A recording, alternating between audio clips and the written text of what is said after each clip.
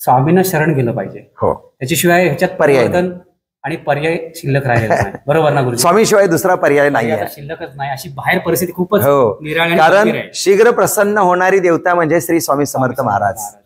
आणि त्याच्यातनं एक संदेश दिलेला आहे, सर्वात आधी तुमच्या मागची पीडा हटवून तुम्हाला स्वच्छ करण्याचे काम मला प्रथम करावे लागते.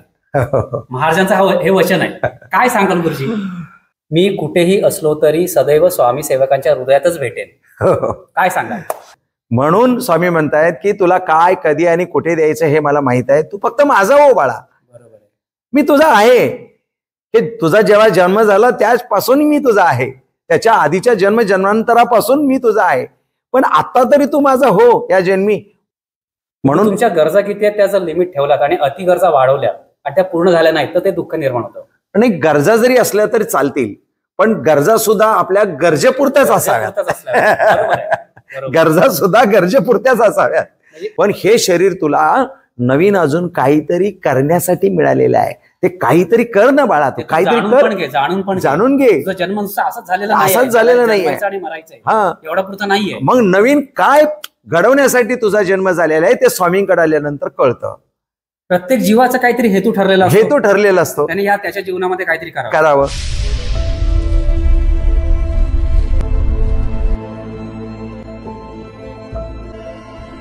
नमस्कार, मी सुनील साळवी. सर्वांना श्री स्वामी समर्थ. मित्रांनो, आज मी आहे कर्जतमधील श्री स्वामी समर्थ महाराजांच्या मठामध्ये. यापूर्वी आम्ही एक व्हिडिओ तयार केला होता आणि तो व्हिडिओ अध्यात्म, विज्ञान आणि परंपरा या यूट्यूब चॅनलमध्ये प्रसारित केला होता. अनेकांना तो आवडला. आदरणीय कटके गुरुजी या मठाचे संस्थापक आहेत. माझ्यासोबत कटके गुरुजी आहेत आणि त्या भागामध्ये आम्ही या गुरु पंचायतानाची माहिती दिली होती. आदरणीय गुरुजींनी या ठिकाणी स्वामी समर्थ महाराजांचं अधिष्ठान स्थापन केलेलं आहे. त्याचबरोबर या ठिकाणी गणपती देवता आहे, कालभैरव महाराज आहेत, त्याच्याशिवाय आदिशक्ती आदी माता अंबा माता आहे आणि वीर बजरंगबली यांची मूर्ती आहे. असं एक पंचायतन या ठिकाणी स्थापित आहे. शेकडो भक्त या मठामध्ये येत असतात, गुरुजींची भेट घेत असतात आणि गुरुजी अशा सर्व भक्तांना मार्गदर्शन करत असतात. त्याचप्रमाणे या सर्व पंचायतनाची या ठिकाणी पूजा होत असते आणि प्रत्येक देवतेचं महत्त्व गुरुजींनी मागच्या व्हिडिओमध्ये सांगितलेलं आहे. या मठामध्ये गुरुजींनी अत्यंत कल्पकतेने स्वामी समर्थ महाराजांची जी काही वचनं आहेत ती वचनं त्यांच्या फोटोसह या ठिकाणी लावलेली आहेत. आणि या ठिकाणी आल्यानंतर ही वचनं जेव्हा तुम्ही वाचाल त्यावेळी एक त्याच्यातनं विचार मांडलेला आहे. तर काय आहेत ही वचनं, महाराजांना काय अपेक्षित आहे? कारण भक्तांच्या खूप अडचणी असतात आणि त्यांची अपेक्षा असं असते की मी ज्यावेळी नतमस्तक होतो त्यावेळी महाराजांनी माझी सगळी मनोकामना पूर्ण करायला पाहिजे. पण तसं नाहीये मित्रांनो. ही वचनं जर तुम्ही वाचलीत महाराजांची तर महाराजांकडे आल्यानंतर ते तुमचं नशीब कशा पद्धतीने पालटवतात या वचनातून त्याचा अर्थबोध होत असतो आणि तो उलगडून जातो. ही प्रत्येक वचनं आज आपण आदरणीय कटके गुरुजींकडून जाणून घेणार आहोत. गुरुजी, या व्हिडिओच्या माध्यमातून आपलं स्वागत आहे. त्या प्रत्येक वचनाचा काय अर्थ आहे हा आम्हाला तुमच्याकडून जाणून घ्यायचा आहे. आपण मागच्या वेळेला गुरु पंचायतन शक्तीपीठ असा 5 देवतांचा आपण संगम केलेला आहे आणि त्याची माहिती आपण प्रेक्षकापर्यंत पोहोचवली. प्रेक्षकांनी प्रतिसाद दिला आणि आता आपण स्वामींची वचनं किंवा स्वामींना भूषणावह असणारी काही वाक्य जे नेक्स्ट दुसऱ्या जनरेशनला उपयोगी पडतील अशी वाक्य आपण पाहूया. नक्की नक्की नक्की आम्हाला नक्की जाणून घ्यायला आवडेल गुरुजींकडून की महाराजांना भक्तांना काय संदेश द्यायचा आहे हे त्यांनी या प्रत्येक फोटो फ्रेम मधून दाखवून दिलेला आहे. तर चला सुरुवात करूया. महाराजांच्या प्रत्येक वचनाचा काय अर्थ आहे? गुरुजी, मठामधली ही जी प्रतिमा आहे ती खूप लक्षवेधक आहे आणि त्याच्यातनं एक संदेश दिलेला आहे. सर्वात आधी तुमच्या मागची पीडा हटवून तुम्हाला स्वच्छ करण्याचे काम मला प्रथम करावे लागते. महाराजांचं हे वचन आहे. काय सांगाल गुरुजी? प्रत्येकाला घाई झालेली असते माझा प्रश्न सुटावा. तसं नाही होत आहे. आपली एक अपेक्षा असते की स्वामींसमोर आपण गेलो, नतमस्तक झालो, आपण स्वामी सेवक झालो की स्वामींसमोर नारळ आणि खडीसाखर ठेवायची आणि स्वामी आता माझं काम करा. असं नाही होत आहे. कारण माझ्या आयुष्यामध्ये अडचणी येत आहेत. कशामुळे येत आहेत? तर माझ्या मागे काहीतरी जन्मांतराचं काहीतरी प्रारब्धानुसार आलेले दोष आहेत आणि त्या दोषामुळे माझ्या आयुष्यात काहीतरी अडचणी येतात. मग स्वामी बघा, असा एक हौद आहे तिकडे, काहीतरी मागे आले त्यांना भेटायला आलेले आहेत आणि मागे त्या स्त्रिया पाणी शिंपतायत पूर्वीच्या काळी, आणि इकडे अगदी सेवक बसलेले आहेत आणि ते स्वामी सेवकांना दत्तप्रभू असल्यामुळे ते तिथे खरं तर गायी असायला हवी होती, पण त्या चित्रामध्ये नाहीये गाय, असेल इकडे कुठेतरी बसलेली. आणि ते त्यांना उत्कंठतेने ते सांगतात आहे की बाबांनो, असं होत नाहीये. आधी तुम्ही माझ्याकडे आल्यानंतर तुमच्या मागची पीडा मला हटवावी लागते. जोपर्यंत तुमच्या मागची पीडा हटवत नाही तोपर्यंत तुम्ही केलेली सेवा तुमच्या पदरी पडणार नाही आणि त्याचं फळ तुम्हाला मिळणार नाही. म्हणून आधी तुम्ही माझ्याकडे आल्यानंतर तुमच्या मागची पीडा मला हटवावी लागते, म्हणजेच तुम्हाला स्वच्छ करावं लागतं. जोपर्यंत तुम्ही स्वच्छ होत नाही तोपर्यंत तुम्हाला मी मदत करू शकत नाही. म्हणजेच तुमच्या मागे जोपर्यंत पुण्य जमा होत नाही तोपर्यंत मी तुम्हाला मदत करू शकत नाही. म्हणजे जे भक्त म्हणतात की आम्ही स्वामींचं खूप काय करतो पण माझा प्रश्न सुटत नाही, मला असं वाटतं की हे वचन जे आहे ते अशा लोकांना उत्तर असेल. अतिशय महत्वाचं उत्तर आहे हे. कारण जोपर्यंत त्यांची का सुटत नाही, त्याचं कारण हे आहे की तुमच्या मागची पीडाच निघालेली नाही आहे. ती पीडा आतापर्यंत तुम्ही एवढ्या दिवस किंवा एवढ्या वर्षी तुम्ही सेवा करताय, त्या पीडा हटवण्यासाठीच ती सेवा खर्च होत आहे. तुमचा प्रश्न जरी सुटत नसला तरी महाराजांचं काम सुरू आहे, की महाराजांचं काम सुरू आहे. म्हणून कंटिन्युअसली आपण स्वामींची सेवा कायमस्वरूपी करत राहावी. स्वामी आपल्या सेवेचं फळ आपल्याला देतच आहेत, फक्त ते पीडा हटवण्याचंच काम करतायत. तर अधिकाधिक सेवा यावी लागते, ती वेळ पण यावी लागते आणि अधिकाधिक सेवा करावी लागते. आणि मग त्या सेवेचं पुण्य आपली सगळी पीडा हटल्यानंतर आपल्याला नक्की मिळतं. मला असं वाटतंय फार सुंदर विश्लेषण गुरुजींनी केलेलं आहे. बघा मित्रांनो, स्वामींची सेवा करणारे असंख्य कोट्यवधी भक्त जगभरामध्ये आहेत, पण प्रत्येकाच्या समस्या सुद्धा वेगवेगळ्या असतील. त्या सुटत जरी नसतील तर त्याचं कारण काय हे गुरुजींनी अतिशय मार्मिकपणे या ठिकाणी सांगितलेलं आहे. आपण या प्रतिमेतनं खूप मोठा विचार महाराजांनी दिलेला आहे, त्याचं विश्लेषण तुम्ही अगदी सुरेख केलेलं. आता आपण दुसऱ्या वचनाकडे जाऊया. मठामध्ये ही दुसरी प्रतिमा आहे आणि त्याच्या खाली एक सुंदर वाक्य आहे. काय म्हणतायत महाराज? सुखी माणसं भाग्यवान नसतात, तर दुःखीच माणसं भाग्यवान असतात, कारण दुःखी माणसांनाच ईश्वर चरणी लीन होण्याचा योग येतो. गुरुजी, सुखी माणसं भाग्यवान नसतात कसं काय? हे विरोधाभास मला वाटतंय. नाही, हे सत्य आहे. कारण समजा तुम्हाला किंवा मला जन्मताच सुख शांती समाधान मिळालं असतं, पाहिजे ते ईश्वराकडे कशाला गेलो असतो. समजा तुम्हाला किंवा मला जन्मतात जर सुख शांती समाधान आणि सर्व साधनं उपकरणं जर मिळाली असती तर मला कोणत्याही प्रकारची उणीवा भासली नसते. बरोबर आहे. आणि उणीवा भासली नसल्यामुळे ती मिळवण्यासाठी मला कुठेही जायची गरज नाही. अगदी बरोबर. कारण चार भिंतीच्या कारच्या सेवक आहेत, नोकऱ्या सगळं आहे म्हटल्यावर काय. म्हणून ईश्वराच्या चरणी जर खऱ्या प्रकारे लीन व्हायचं असेल तर मगाशी सांगितल्याप्रमाणे मागे पीडा असावी लागते. आणि ती पीडा हटल्याशिवाय आपल्याला सतसत वेग बुद्धी होत नाही. ती पीडा हटवण्याची सुद्धा एक सतसत वेग बुद्धी व्हावी लागते. आणि त्याप्रमाणे मग आपल्याला ते फळ मिळतं. म्हणून ही सुखी माणसं भाग्यवान नसतात, कारण त्यांना ईश्वराची गरजच पडत नाही. पण दुःखी माणसांना मात्र ईश्वराची आवश्यकता पडते आणि ईश्वरीय शक्तीचा अनुभव घ्यावा लागतो किंवा तिथे जावंच लागतं. त्याशिवाय त्याची सायकोलॉजी फिट राहत नाही. आणि सायकोलॉजिकली ईश्वराजवळ गेल्यानंतर त्याला आता असं वाटायला लागतं की मला आता हे माध्यम बरोबर आहे, स्वामी माझ्या आयुष्यात आले की माझे सगळे प्रश्न सुटतील. एवढं जरी त्या व्यक्तीला वाटलं तरी खूप झालं. कोणत्याही मंदिरात जरी गेला, कृष्णाच्या मंदिरात गेला, कृष्णाला शरण गेला, रामाच्या मंदिरात गेला, रामाला शरण गेला, आणि त्याला जर असं वाटायला लागलं की आता माझ्या मागची पीडा हटणार आणि मला आता श्रीकृष्ण किंवा राम किंवा स्वामी आता मला मदत करणार आहेत, एवढं जरी तो सायकोलॉजी फिट झाला तरी पुरेसं असतं. ह्या वाक्याचं अजून एक अर्थ आपल्याला समजून घ्यावा लागेल. नालायक आणि भ्रष्टाचारी माणसाच्या पाठीमागचं पुण्य जोपर्यंत संपत नाही तोपर्यंत भ्रष्टाचारी आणि नालायक माणसाच्या मागचं पुण्य जोपर्यंत संपत नाही. ऐका काय म्हणतात गुरुजी, तोपर्यंत ईश्वर त्यांना दंड देऊ शकत नाही, हे सत्य आहे. आणि जोपर्यंत चांगल्या माणसाच्या मागे पुण्य जमा होत नाही तोपर्यंत ईश्वर त्यांना मदत करू शकत नाही. त्याची याद बांधलेली असतात. ईश्वरी शक्ती न्याय करते. म्हणून विठोबा भगवंत नुसता कमरेवरती हात देऊन उभा आहे. जर तुझ्याकडे पुण्य असेल तर तुला आपोआप मिळणार आहे, आणि जर तू पाप केला असेल तर थोडे दिवस थांब, तुझ्या मागचं पुण्य संपल्यानंतर जे काय करायचं ते मी करेन, ते मी आहे, पुन्हा नंतर बघून घेईन. जे मस्तवाल झालेले लोक आहेत त्यांना संदेश आहे, मोठा संदेश आहे. याच आशयाने हे आहे. तर सुखी. पण आणखीन तुम्हाला थोडं थांबवतो. जी दुःखी माणसं आहेत ती नेहमी नशिबाला दोष देत असतात. बरोबर आहे. तर त्याचं हे कारण आहे, हे उत्तर आहे. त्याचं हे उत्तर आहे. नशिबाला दोष देण्यापेक्षा, म्हणून मगाशी एक वाक्य लिहिलेले आहे आपण तिथे, छान वाक्य आहे. त्या वाक्याकडे खरं तर जायला पाहिजे होतं. ते वाक्य आहे, कर्मसिद्धांताचा होणारा परिणाम म्हणजे नशीब.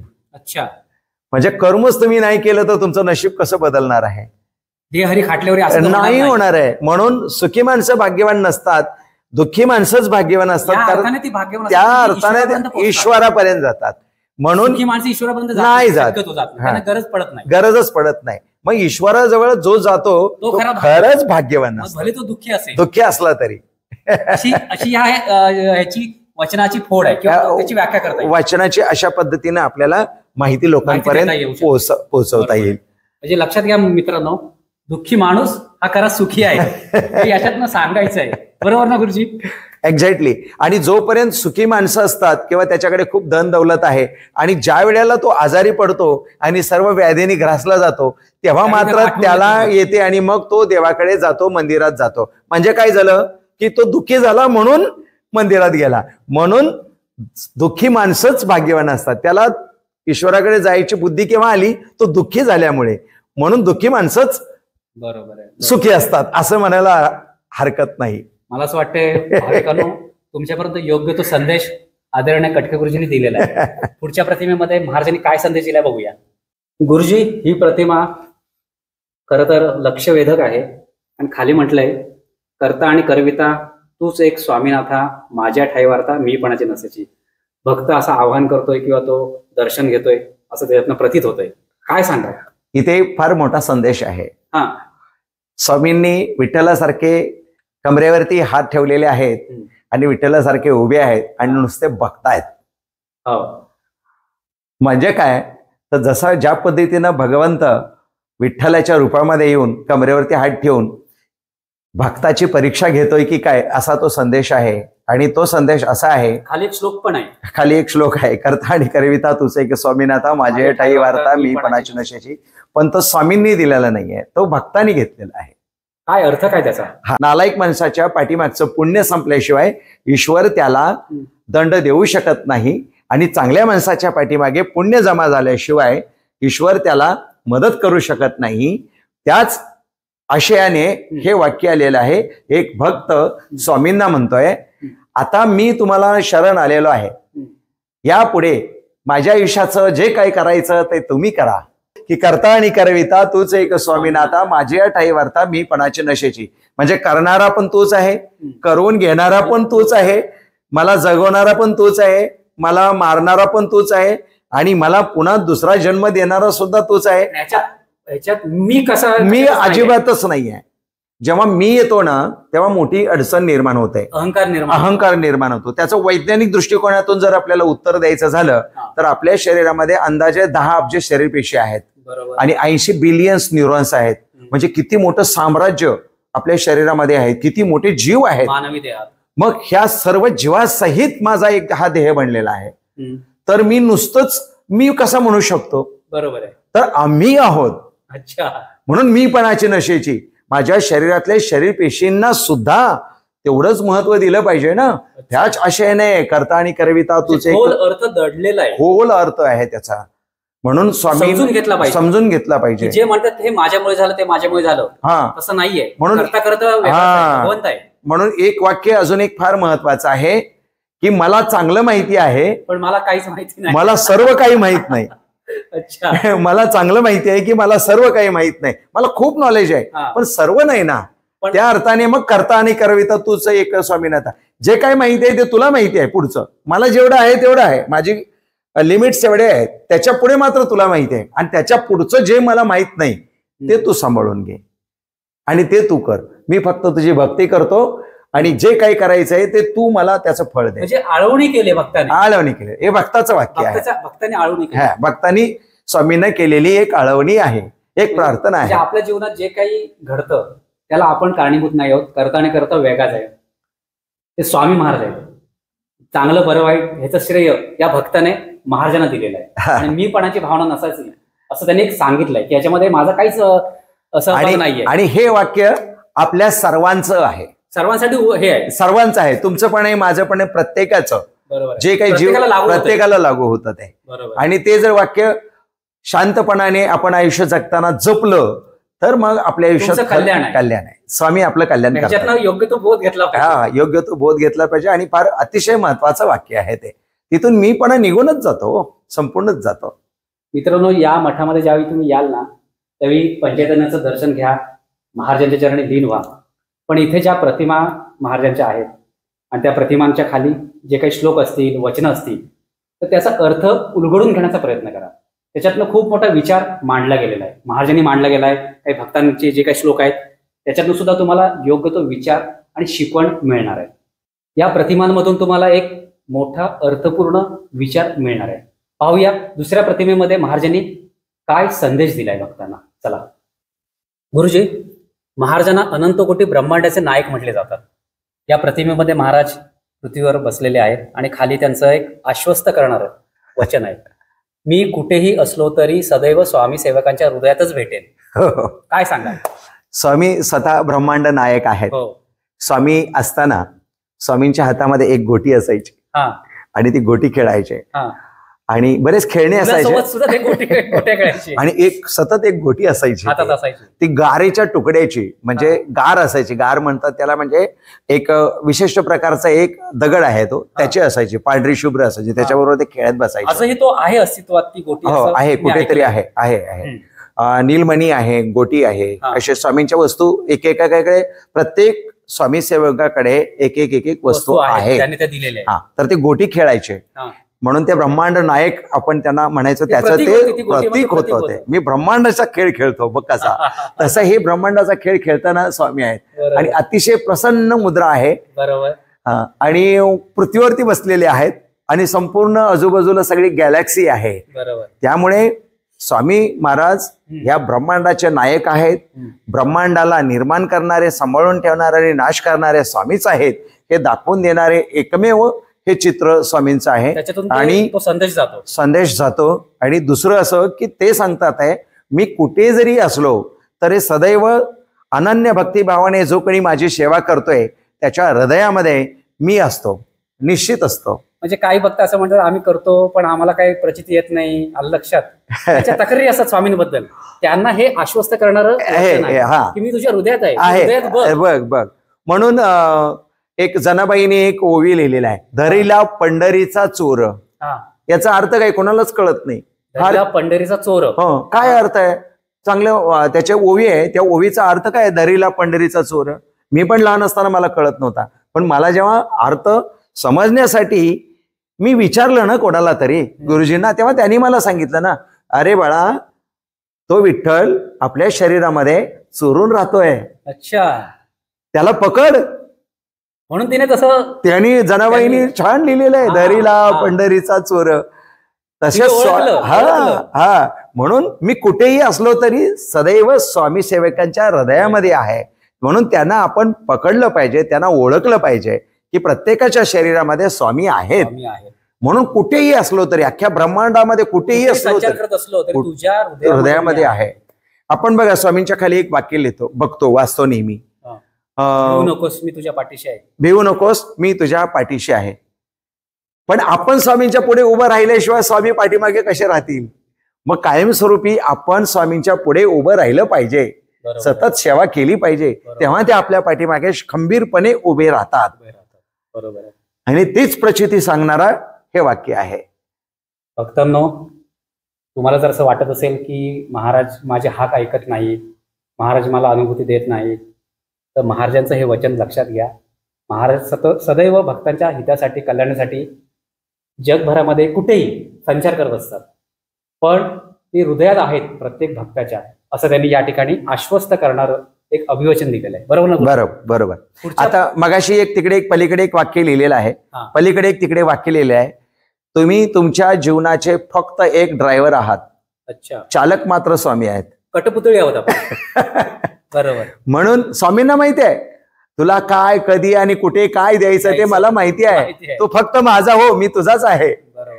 हे सुद्धा अभिवचन आपण तिथे स्वामींच्या वरती लिहिलेलं आहे. कारण हे सत्य आहे. म्हणून कारण स्वामी कुठेही असलं तरी आपल्यावर बारीक नजर आहे त्याची. आपण श्री स्वामी समर्थ एक जरी फक्त मंत्र एकदा जरी म्हटलं तरी स्वामी त्याची परतफेड लगेच करतात. आपल्याला ते लगेच काही नाही काही सेवेने संतुष्ट होणारी देवता, कारण ते गुरु आहेत. बरोबर आहे. गुरुचं काम ते प्रामाणिकपणे आणि शतपटीने करतात. लगेच आपल्याला ते शतपटीने आपल्याला त्याचा आशीर्वाद मिळतो. परंतु आपण त्यांच्यासमोर कायम उभं राहिलं पाहिजे. तेव्हा ते मागे उभे आहेत याचा अनुसंधान कायम राहिलं पाहिजे आणि कायम स्वरूपी स्वामी स्वामी स्वामी स्वामी स्वामी आपल्या बरोबर आपण जपत राहिलं पाहिजे. तेव्हा त्याची प्रचिती येते. धरसोड केल्याने प्रचिती येत नाही. बरोबर आहे. आपण पुढच्या प्रतिमेकडे जाऊया. गुरुजी, खर तर हा जो विचार मांडला गेलेला आहे किंवा हे जे वचन आहे ते समाजाला अंजण घालणार आहे असं मला वाटतं. स्वार्थ असावा पण गरजेपुरता, अति स्वार्थापोटी दुःख निर्माण होते. आधी आपण चित्राबद्दल बोलूया. ह्या चित्रामध्ये काय आहे? भजन कीर्तन चालू आहे, संध्याकाळची वेळ आहे आणि त्यामध्ये स्वामी काहीतरी समजून सांगतायत. म्हणजे कीर्तनातून जे मार्गदर्शन असतं, समाज प्रबोधन, ते त्या काळी स्वामी ऑलरेडी करत होते. तर त्यावेळेला स्वामींनी असं सांगितलंय की बाबांनो, स्वार्थ असावा परंतु तो गरजेपुरता असावा. अतिस्वार्थ असेल तर त्यांनी आपल्याला नुकसानच होणार आहे. अतिस्वार्थापोटी आपला घात होतोच होतो. म्हणून तुमच्या गरजा किती आहेत त्याचा लिमिट ठेवलात आणि अति गरजा वाढवल्या आणि त्या पूर्ण झाल्या नाहीत तर ते दुःख निर्माण होतं. आणि गरजा जरी असल्या तरी चालतील, पण गरजा सुद्धा आपल्या गरजेपुरत्याच असाव्यात. गरजा सुद्धा गरजेपुरत्याच असाव्यात. तुम्हाला यायला जायला वाहन म्हणून एक गाडी असावी, एक घर असावं आणि संसार करण्यासाठी एक पत्नी असावी. पण तिथे दोन-दोनची काय गरज आहे? तर हे ते सांगणारं वाक्य आहे ते. स्वार्थ ते सांगणारं. आता 2-2, 3-3 एकेकाला पत्नी असतात, 2-2, 3-3 गाड्या असतात. हे काय आहे? अतिस्वार्थापोटी दुःख निर्माण होतं. लोभ सुद्धा तुम्ही अतिलोभ टाळला पाहिजे. हेच त्यांना सांगायचं. हो, त्यांना तेच समजून सांगायचं आहे की बाबा गरजेपुरतं असावं. बरोबर आहे. सर्व काही गरजेपुरतं असावं. मुलं बाळ सुद्धा गरजेपुरती असावीत. जास्त असली तरी मोठा म्हणतो म्हातारे त्याच्याकडे जेवले असतील, त्याच्याकडे जेवले असतील, म्हाताऱ्या उपाशीच. अतिस्वार्थापोटी जे नुकसान होतं ते हेच. म्हणजे आज नुसता माणूस पैशाच्या मागे लागलेला आहे. त्याचे हाव काय थांबतच नाही. हाव पण थांबत नाही. त्यामुळे त्याच्या शरीराचं नुकसान होतंय, त्याच्या लक्षात येत नाहीये. ती वस्तू प्राप्त करण्यासाठी तो वाटेल त्या स्तराला जाऊन काम करतोय. त्याचंही नुकसान होतंय, समाजाचंही नुकसान होतंय, त्याच्या कुटुंबाचं सुद्धा नुकसान होत चाललंय. अजिबात लक्षात येत नाही. म्हणून हे अतिशय मौल्यवान, झणझणीत अणजण घालणारं हे वचन आहे. पण त्याचं पालन झालं पाहिजे. स्वार्थ असलाच पाहिजे. बघा कसं आहे, इथे एक याचा अजून खुलासा, स्वार्थ असावा गरजेपुरता असावा. त्याचं कारण असं आहे की जोपर्यंत माझ्या पोटामध्ये अन्न जात नाही तोपर्यंत मी उभा राहून दुसऱ्याला मार्गदर्शन करूच शकत नाही. बरोबर आहे. कारण माझ्या शरीरामध्ये, पोटामध्ये अन्न गेल्याशिवाय मला ताकदच येणार नाही तुम्हाला सांगण्याची आणि प्रबोधन करण्याची. त्यामुळे स्वार्थ असावा पण गरजेपुरता. आणि इथे या वाक्याला अजून एक वाक्य आपल्याला जोडता येईल. ते वाक्य असं आहे, स्वपर हितार्थ कार्य करता आलं पाहिजे. कोणतंही कार्य स्वपर हितार्थ कार्य झालं पाहिजे. म्हणजे काय नाही, म्हणजे जे मला काही काम करायचं आहे त्या कामामध्ये माझा तर फायदा असलाच पाहिजे, परंतु मी केलेल्या कामाचा मला फायदा मिळतोय तसा इतरांना सुद्धा त्याचा 100% फायदा झाला पाहिजे. अच्छा. म्हणजे स्वपर हितार्थ केलेलं साधताना समाजाचं पण हित किंवा इतरांचं पण हित साधलं गेलं पाहिजे. म्हणजे स्वपर हितार्थ कोणतंही केलेलं कार्य अतिशय मौल्यवान आतापर्यंत सांगितलेलं आहे. त्याच आशयाने हे सुद्धा आहे. म्हणजे स्वार्थ मला आहे तसा दुसऱ्याला पण असेलच ना. बरोबर आहे. मग त्याचं पण गरजेपुरता स्वार्थ भागला पाहिजे ना. सर्वच माझं म्हटलं तर कसं चालेल आणि तुझं पण माझं म्हटलं तर अजून कसं चालेल. माझंही माझं आणि तुझंही माझं म्हटलं तर कसं चालेल. दुसऱ्याचं लुबाडण्याचं वृत्ती नसावी. म्हणून हे वाक्य जर आपण जगलो, अर्थपूर्ण वाक्य आहे, त्यात फार मोठा संदेश आहे. आणि स्वार्थ असलाच पाहिजे. स्वार्थ नसेल तर नाही चालणार, कारण संसार पण उद्ध्वस्त होऊ शकतो. बरोबर आहे. स्वार्थ असलाच पाहिजे, पण ते गरजेपुरता असला पाहिजे. जेवढे आपल्या गरजा आहेत तेवढा असावा. हा, तर असा संदेश दिलेला आहे, तो नक्की तुम्ही आचरणात आणावा असं मला या ठिकाणी सुचवावंसं वाटतंय. पुढच्या प्रतिमेमध्ये महाराजांनी काय संदेश दिलाय पाहूया. मठातल्या आणखीन एका प्रतिमेकडे आम्ही आलेलो आहोत. महाराज असं म्हणताय, अनन्य भक्तिभावाने तू माझी सेवा कर, समस्यांना तुडवत जाण्याचे सामर्थ्य मी तुझ्यात निर्माण करेन. गुरुजी काय सांगाल? फार सुंदर प्रतिमा आहे. महाराज उभे आहेत आणि अनन्य भक्तिभावाने तो भक्त आहे, तो त्यांच्या चरणी सुगंधी फुल अर्पण करतोय. हो. त्याच्यामध्ये त्यांनी महाराजांनीच म्हटलंय, अनन्य भावाने माझी सेवा कर. हा, मूळ श्लोक वेगळा आहे. अच्छा. स्वामींनी शेवटच्या क्षणी जो श्लोक वापरला तो गीतेमधलाच होता, परंतु तो असा होता. हा, तो मूळ श्लोक मी आधी सांगतो. अनन्य भक्तिभावाने जो कोणी माझी सेवा करेल त्याचा योगक्षम मी चालवेन. हा, त्याचा सांभाळ मी करेन. योगक्षम मध्ये सगळं त्याचा जन्म घडवेन, त्याचा सांभाळ करेन, त्याचा मृत्यू घडवेन, त्याला मोक्ष मिळवून देईन, वगैरे वगैरे वगैरे सगळं चाललं त्यामध्ये. हा, परंतु आत्ताचं जे युग आहे ते युग विज्ञानवादी युग असल्यामुळे आम्हाला थोडंसं त्यात अधिकार नसला तरी आम्हाला ते थोडंसं चेंज करावं लागलं. कारण मी विज्ञानाच्या दृष्टिकोनातून समजावून सांगत असल्यामुळे मला नुसतंच तुझा योगक्षम चालवेन म्हणजे तू काही कर्म करायचं नाहीस का असा अर्थ निघू शकतो. म्हणून थोडंसं चेंज केलं की तुझ्यामध्ये सामर्थ्य निर्माण करण्याचं, समस्यांना तुडवत जाण्याचं सामर्थ्य मी निर्माण करेन. आणि आपल्याला तेच पाहिजे. म्हणजे स्वामींनी विनाकारण मला मदत करण्यापेक्षा हा नको. हा, म्हणून स्वामींनी विनाकारण मला मदत करण्यापेक्षा माझ्याकडून कार्य करून घ्यावं आणि समस्यांना तुडवत मला पुढे नेण्याचं सामर्थ्य माझ्यामध्ये निर्माण करावं, मला बळ द्यावं. बस हा एकच अनन्य भाव तिथे आहे. आणि भक्तिभावाने, अनन्य भक्तिभावाने म्हणजे अनेक प्रकारे समर्पण आणि अनेक प्रकारे, कोणत्याही प्रकारे तू माझी भक्ती कर. भक्तीचे अनेक प्रकार आहेत. भक्तीचे अनेक प्रकार आहे. कोणत्याही प्रकारे तू माझी भक्ती कर.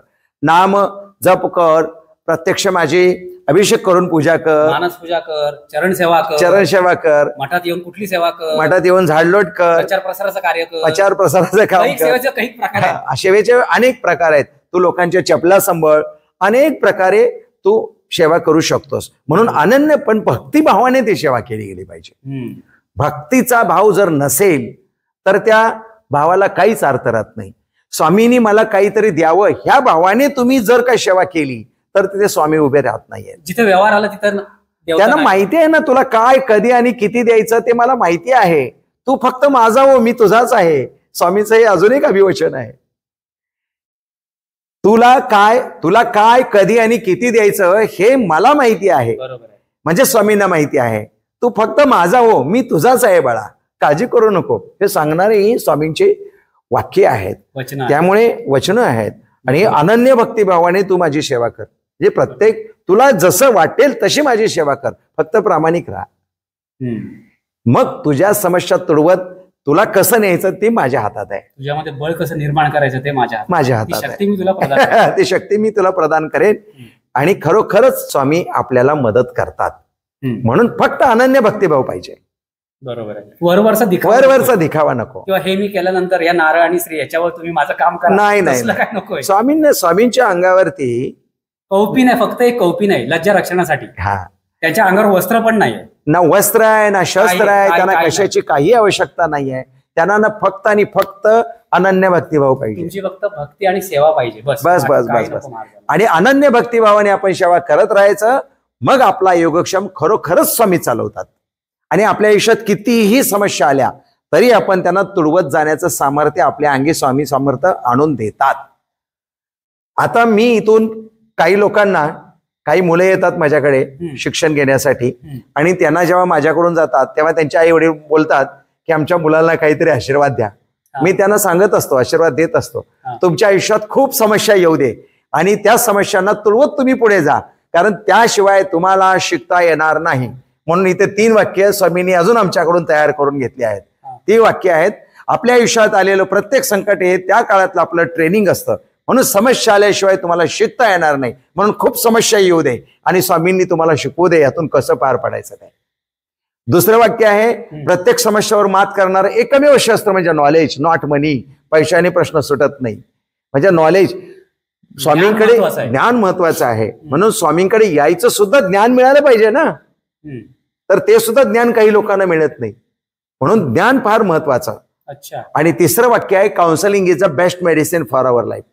शिकून घेणे. बरोबर आहे. कीर्तनामध्ये पण तेच सांगितलेलं असतं की ते शिकवतात कसं जागावं, कसं आचरण असावं. आचरणाला फार महत्व दिलेलं आहे. म्हणून ह्या सर्व स्वामींचे वचनं आपल्याला फार मदत करतात, क्षणोक्षणाला मदत करतात. फक्त ते जगता आली पाहिजेत. गुरुजी, समाजामध्ये आज इतकी विपरीत आणि भयानक परिस्थिती निर्माण झाली की असं वाटतं किंवा लोकांनी स्वामींना शरण गेलं पाहिजे. हो, त्याच्याशिवाय ह्याच्यात परिवर्तन आणि पर्याय शिल्लक राहिलेला नाही. बरोबर ना गुरुजी? स्वामीशिवाय दुसरा पर्याय नाही आहे, शिल्लकच नाही. अशी बाहेर परिस्थिती खूपच निराळी. कारण शीघ्र प्रसन्न होणारी देवता म्हणजे श्री स्वामी समर्थ महाराज. आणि त्यांच्या चरणी लीन होऊनच आपण उद्धार करून घेतला पाहिजे. हो हो, हे निश्चित. गुरुजी, जीव जन्माला येत असतात, त्यांचं सगळं होत असतं, शिक्षण होत असतं, लग्न होत असतं, सगळं होत, उत्पत्ती स्थिती आणि लय सगळं होत असतं. पण त्यांना कळतच नाही की आपला जन्म कशासाठी झालेला. तुमच्या भिंतीवर मला एक सुंदर वाक्य आहे की आपल्याला आपले शरीर मागील प्रारब्धानुसार नुकतेच भोग भोगण्यासाठी मिळालेले नसून नवीन प्रारब्ध घडवण्यासाठी मिळाले. काय सांगाल गुरुजी, याचा काय अर्थ आहे? त्याचा अर्थ असा आहे की मागच्या जन्माच्या प्रारब्धानुसार जे तुम्ही आज भोग भोगताय ते तर भोगायचेच आहेत, त्याशिवाय तुम्हाला पर्यायच नाही. बरोबर. पण आपल्याला खरं सांगा, नुसतंच मागच्या नशिबाप्रमाणे किंवा मागच्या जन्माच्या प्रारब्धानुसार माझ्या नशिबात आहे म्हणून घडतंय, माझ्या नशिबात आहे म्हणून घडतंय असं रडत बसायचं आहे का? प्रारब्धाला, नशिबाला दोष देण्यासाठी तुझा हा जन्म झालेलाच नाही, ते भोगायचंच आहे तुला. पण हे शरीर तुला नवीन अजून काहीतरी करण्यासाठी मिळालेलं आहे. ते काहीतरी कर ना बाळा, तू काहीतरी कर, जाणून घे. जन्म असंच झालेला नाहीये, हा एवढा पुरता नाहीये. मग नवीन काय घडवण्यासाठी तुझा जन्म झालेला आहे ते स्वामींकडे आल्यानंतर कळतं. प्रत्येक जीवाचा काहीतरी हेतू ठरलेला असतो, त्याने त्याच्या जीवनामध्ये काहीतरी करावं. त्याप्रमाणे जर आपण सतसत वेग बुद्धी ठेवून स्वामींच्या अभिवचनाला जर आपण जागलो, कशासाठी आहे आपलं आयुष्य, कशासाठी आहे याची आपल्याला प्रचिती येते आणि त्यातूनच काहीतरी महाराज त्याच्याकडून करून घेतात, ते करून घेतात. हे महत्वाचं आहे. ते त्यांची जबाबदारी असते. तुम्ही फक्त त्यांच्या चरणी या. बरोबर ना? बरोबर. म्हणजे तुम्हाला तुमच्या जीविताचा अर्थ कळू शकतो की जन्म कशासाठी झाले आणि स्वामी तुमचा उद्धार पण करतात. उद्धार करतात. बरोबर ना? त्यासाठीच ही सगळी अभिवचनं आहेत आणि ज्यांना कळली अभिवचनं त्यांचा खरंच त्यांची नय्या पार झाली असं म्हणायला हरकत नाही. अजून एक वचन आहे, तुला काय, किती आणि कधी द्यायचं ते मला माहित आहे, तू फक्त माझा हो, मी तुझाच आहे. हे स्वामी महाराज कधीही कोणालाही माझ्याकडे येऊ नको असं म्हणत नाहीत. स्वामी महाराज ब्रह्मांड नायक आहेत आणि ब्रह्मांडामध्ये ज्या ज्या वस्तू आहेत, जीव जंतू आहेत, त्या सर्वांवरती आधिपत्य फक्त आणि फक्त स्वामींचंच आहे. त्यामुळे आपण प्रत्येक जण स्वामींचेच आहोत. म्हणून तू फक्त माझा हो असं स्वामी म्हणतात. पण त्याच्यामध्ये असं म्हटलंय, तुला काय, किती, कधी द्यायचं ते मला माहित आहे, तू फक्त माझा हो. म्हणूनच ते ब्रह्मांडाचा नायक आहे. अशी अपेक्षा असते ना की माझं सगळं काम लवकर लक्ष, माझं हे व्हावं ते व्हावं. अनेक मनोकामना असतात लोकांच्या. कोणता ग्रह कुठल्या वेळेला फोडायचा आहे, कुठे न्यायचा आहे, हे सर्व स्वामींच्या ताब्यात आहे. बरोबर आहे. एवढं जर स्वामींच्या, म्हणून तर ब्रह्मांड नायक असं म्हणतात. मग कोणता ग्रह कोणत्या ग्रहावर आदळून कोणत्या ग्रहाचा नाश करायचा आहे हे सुद्धा स्वामींना माहिती आहे. तर साफ करायचे मला.